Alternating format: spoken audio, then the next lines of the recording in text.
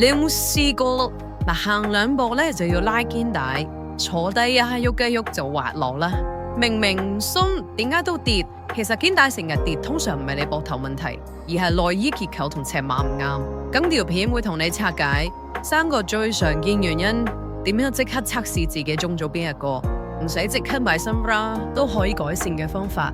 原因1：下圍太鬆，最常見嘅畫面示範，拉後背下圍，肩帶被迫承受重量滑落，肩帶唔係用嚟承重，係用嚟定位㗎，即時改善。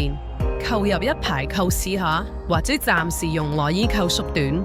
原因2：罩杯唔啱，太細又太淺。示範重點：壓胸型外擴，呢個重心就向外拉走肩帶，罩杯托唔住，肩帶一定頂唔順，即時改善。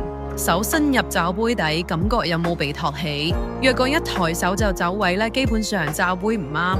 原因3：肩帶位置設計唔適合你胸型㗎，特別常見於勾肩、胸距較闊、內地型、外擴型胸型。唔係你個身錯，係設計唔啱你，即時改善。改成交叉肩帶，揀內收型，中置肩帶設計。肩帶跌唔係小事，係內衣話咁俾你聽，佢唔適合你。